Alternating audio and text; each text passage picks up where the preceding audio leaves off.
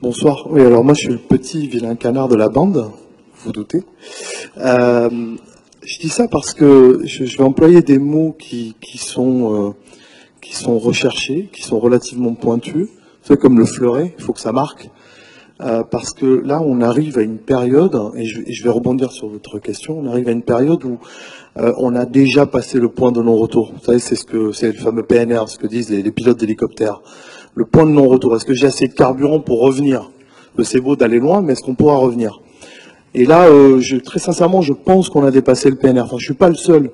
Je suis en train de travailler sur un ouvrage qui sortira bientôt, j'espère le mois de mars, qui s'appelle Génération Mera.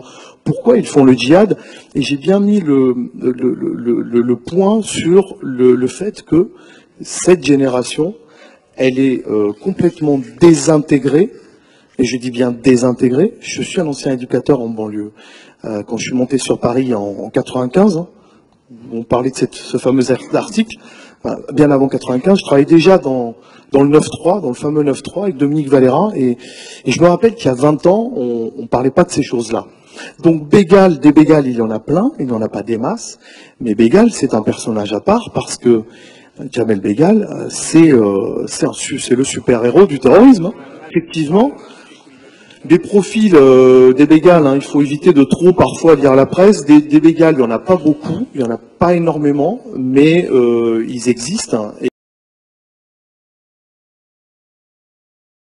Donc Bégales, des Bégales, il y en a plein. Des Bégales, il n'y en a pas beaucoup, il n'y en a pas énormément, mais ils existent. Hein. Et leur pouvoir d'influence et de manipulation, puisqu'on en parle de manipulation mentale, donc de secte. Hein. Moi, c'est ce que je dis dans mon ouvrage. Effectivement, on a là une personnalité, une forte personnalité. Alors, je me suis fait taper sur les doigts quand j'ai dit sur un plateau de télé qu'il y avait la fameuse île du Diable en Guyane.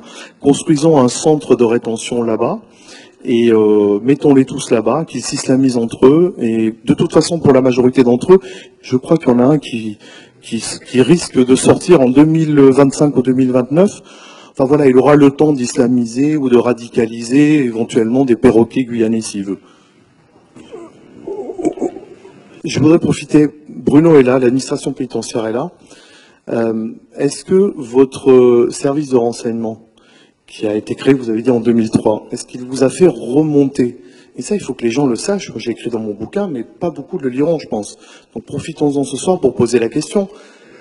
Quand Mohamed Merah a été descendu par un sniper du raid, est-ce qu'on vous a fait monter les chiffres de ces personnes qui ont hurlé son nom en prison et qui ont fait trembler les murs de beaucoup de prisons en France?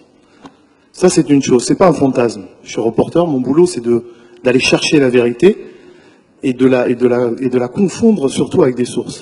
Oui. Premièrement, alors je termine, 10 surveillants répartis sur à peu près 8 établissements qui sont mes sources.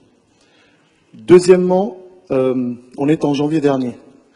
Les frères Kouachi décèdent sous les balles du GIGN et Koulibaly est tué par des balles du RAID et de la BRI. La même chose, les murs ont tremblé dans les prisons. Sachez-le, messieurs, dames, les murs ont tremblé au nom de Kouachi, au nom d'Allahu Akbar, etc., etc. C'est pas un fantasme de journaliste, c'est pas un fantasme de plateau de télé. C'est bien que vous veniez ici défendre votre steak. C'est normal, il faut que l'administration pénitentiaire défende son steak. Vous communiquez, j'informe. Voilà la différence entre nous deux. Donc, que les choses soient dites, il y a un très grave problème en prison. On est là pour parler de ça. Et le problème principal, c'est l'islamisation dans les prisons. Vous ne maîtrisez rien, malheureusement. Donc, alors, on est là aussi pour vous aider. Attendez, parce que vous communiquez, j'informe.